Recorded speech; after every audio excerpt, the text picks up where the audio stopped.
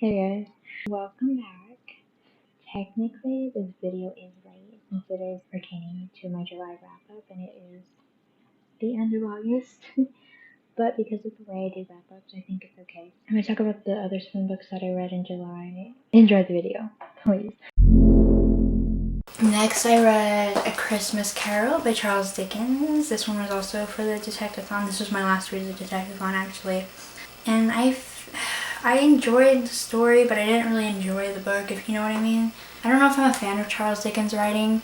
I think I'd have to reread this or read another one of his books. I'm planning on reading Great Expectations eventually anyways, but I kind of am now scared. Okay, somewhat did I enjoy it? Yes, but I didn't like some of the nature of it. I don't know. It was just very hard for me to get into the writing style, which did lead to my eventual rating of this, which I'll tell you about. This story is fairly slow-paced too. Okay, it's strange. I wrote slow but fast-paced writing in my notes, which was weird. I don't know what I meant by that, but reading it did feel very slow, and it took me, even though this book is like, oh shoot, only like 120 pages, it still took me a long time to read this, which was strange. I did love the characters though. I thought they were like real characters that I could relate to and like empathize with and kind of sympathize as well. I thought the nephew and the employee of Scrooge were the same person. I really didn't know what was happening in the first stop when the second stop when the Ghost of Christmas Present came, so I do not know what happened. I did watch the movie with Guy Pearce though, and that one's supposed to be a more accurate rendering of this, or rendering, right, of this story. But I don't even know if what they told in that is like accurate. So yes, I do not know what happened in Stop 2. In general, I give this one a 3 stars. I thought it was a very wholesome book. This is supposed to be a gothic horror, which I didn't realize. And just because I thought it was wholesome doesn't make it any less gothic than it is, but it didn't scare me. It takes a lot to scare me, and obviously this book didn't scare me. Marley and the Ghost of Christmas Future. Those are 2 visually scary characters, and I love them. Then I finished finally a book I had to read for school. Well, it's How to Read Literature Like a Professor by Thomas C. Foster.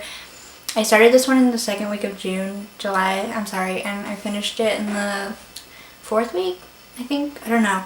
It took me a long time to read this though. This is all for homework, by the way. Oh my god, I swear to god, I just saw... That was scary. Okay. I did like the author's voice. I liked his comedic thing. It did feel like he did ramble on for a lot of the chapters. He would just go on examples, which was kind of annoying. So that's why it took me a long time to read, because it was just like really slow to get through. And it was really repetitive at the end. I feel like he was reiterating the same ideas. But I think he had a lot of interesting general topics that are going to help me understand classics now that I'm reading more of them. I don't know. This cover is very visually pleasing to me. It's like, I don't know. It's not a cover I'd expect to like, whatever. I think it's the red and the yellow and the kind of wood combination. What did I rate this? I gave it a 3.5. I read Cinderella. This one's the illustrated version by Charles Perrault and Camille Rose Garcia.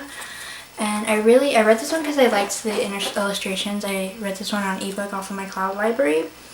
And it was really quick. Like, there was little to no text to read, basically. And the story was a very condensed version of Cinderella, which I thought was funny, but it's okay. I did like the illustrations, of course. I expected it to be a retelling because of the illustrations, but it ended up just being like a direct story of Cinderella. It was the exact story of Cinderella. I gave this one a 4 stars.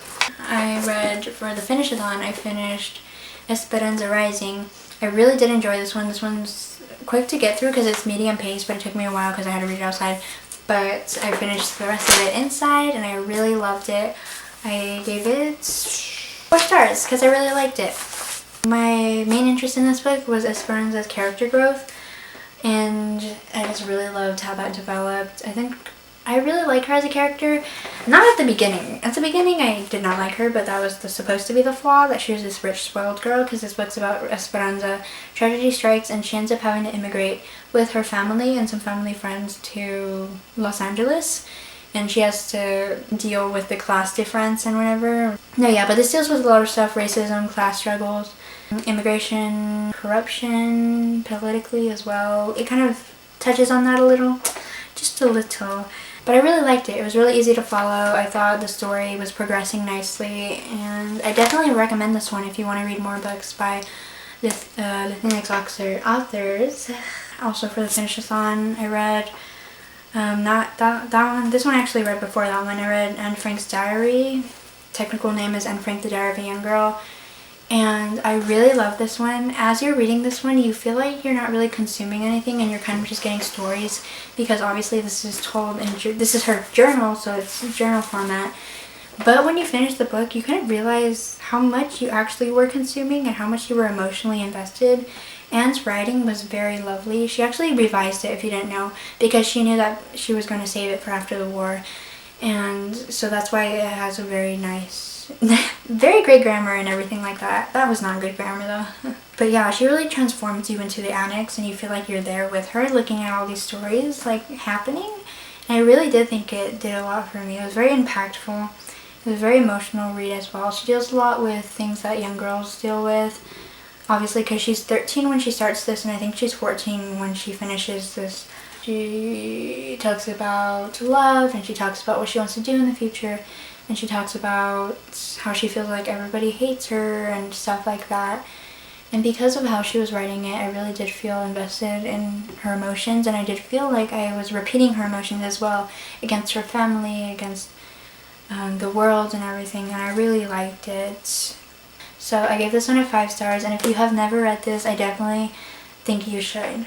After I read Anne Frank, I read The Regular Show Volume 9, a graphic novel, and I really liked it. Well, I talked about this in my Finish-a-thon vlog, but it read fairly younger than the actual show, because the show is kind of like, you know, it's like edging on very older adult humor, but it's still obviously for kids. But this one just felt very cheesy, kind of, the main story, because there's a main story and then there's like short stories that they add on to at the end. I really did like the short stories, but the main story, I don't know, it was kind of weird.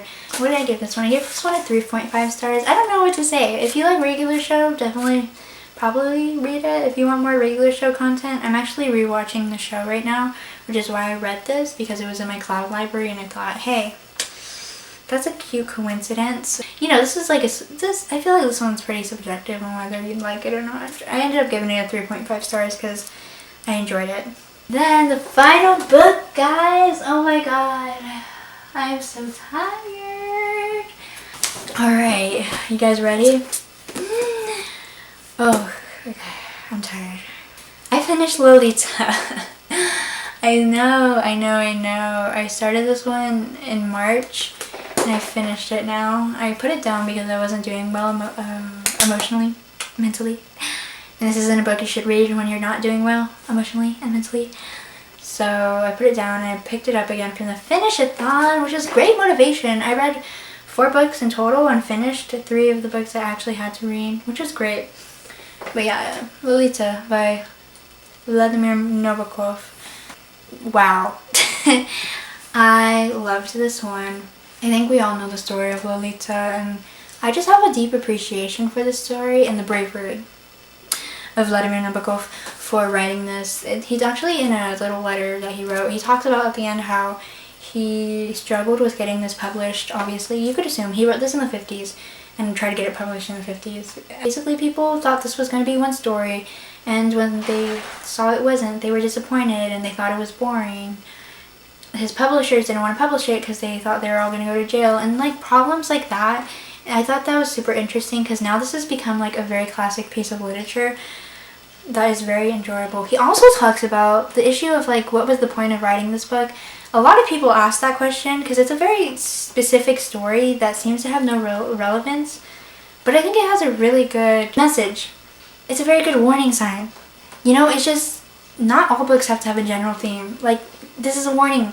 He wrote this as a warning to young girls because if you didn't know, this book is based off of a real life story. I actually have this book saved in my cloud library that talks about that story, but this is based off of the real life kidnapping of a young girl and a man, and how they just like, I don't know, how it's very loosely based off of that, but he didn't get inspired to write the story based off of that, which I think is interesting. He just was disgusted by the case, so he wrote this book.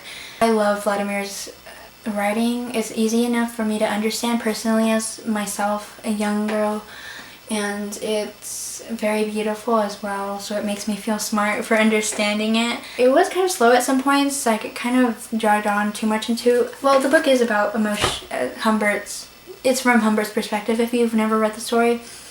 He's a very unreliable narrator as well. Obviously story with Lolita, or Dolores. I don't really like saying Lolita, that's why I say Dolores. After you read it, you kind of realize he could have literally just been lying, or not necessarily lying, but telling the story from his perspective in a very fantastical way. I am so stupid. I can't get what I'm trying to tell you. I don't know. You kind of just take what you want from the story, but like... What else did I want to say? What did I write in my notes? It had a very nice and emotional ending. Ugh, I would have cried if I could, but like I said, my body stops me from doing that. I feel weird saying this. I thought it was a beautiful story. I gave this one a 4.25 stars because I didn't give it like a 5 stars because, like I said, it did get slow at some points and I kind of was just bored, so. Thank you so much for watching. Comment down below if you've read any of these books. I'd love to hear your thoughts on them. Make sure to subscribe, like the video, and I will see you next time. Bye!